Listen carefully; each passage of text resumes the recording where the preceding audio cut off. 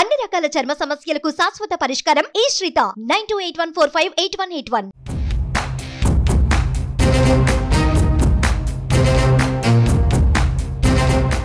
ఏపీలో టీడీపీ అధినేత స్పీడ్ పెంచారు. పొత్తులో భాగంగా జనసేన బీజేపీతో జతకట్టిన టీడీపీ అధినేత సీట్ల పంపకాలను కూడా పూర్తి చేసేసి ఇప్పుడు తమ అభ్యర్థుల రెండో జాబితాను విడుదల చేసేందుకు సిద్ధమవుతోంది.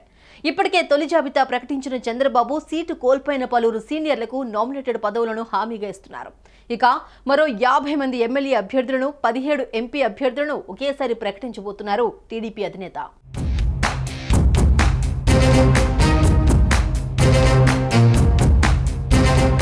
నిన్నటితో టీడీపీ, బీజేపీ, జనసేన కూటమిలోని పార్టీల మధ్య సీట్ల పంపకాలు పూర్తయ్యాయి.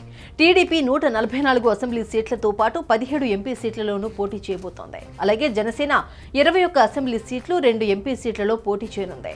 అటు బీజేపీ 6 ఎంపీ సీట్లతో పాటు 10 అసెంబ్లీ సీట్లలో పోటీ చేయనుంది. ఇప్పటికే తొలి జాబితాలో 94 మంది అభ్యర్థులను ప్రకటించిన టీడీపీ రెండవ జాబితాలో మిగిలిన 50 మంది అభ్యర్థులను ప్రకటించబోతోంది.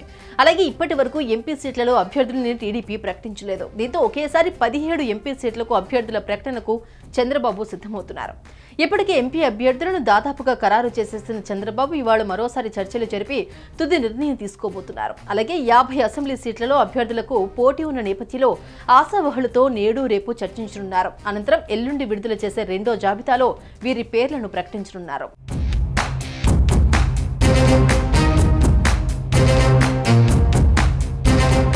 టీడీపీ, జనసేన, బీజేపీలు పొత్తులు ఫైనల్ అయిన క్రమంలో ప్రధాని నరేంద్ర మోడీని ఏపీకి ఆహ్వానించి సభను నిర్వహించాలని చంద్రబాబు ఉమ్మడిగా నిర్ణయం తీసుకున్నారు. మార్చి 15వ తేదీన ప్రధాని నరేంద్ర మోడీ విశాఖపట్నంలో రోడ్ షోలో పాల్గొననుండగా 17న పల్నాడు జిల్లా చిలకలూరిపేటలో జరిగే టీడీపీ, బీజేపీ, జనసేన బహిరంగ సభకు ప్రధాని నరేంద్ర మోడీ హాజరు కానున్నారు.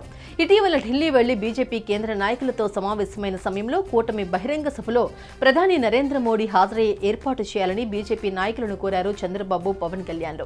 ఇప్పటికే ఈ బహిరంగ సభ నిర్వహణకు పలు కమిటీలను ప్రకటించిన చంద్రబాబు బీజేపీతో పొత్తు పెట్టుకున్న తర్వాత నిర్వహించనున్న బహిరంగ సభలో ఆంధ్రప్రదేశ్ రాష్ట్ర ప్రజల ఆకాంక్షలను దృష్టిలో పెట్టుకుని ప్రధాని నరేంద్ర మోడీ కొన్ని ప్రకటనలు చేస్తారని, కొన్ని విభజన హామీలను నెరవేర్చేలా మాట్లాడే అవకాశం ఉందని భావిస్తున్నారు.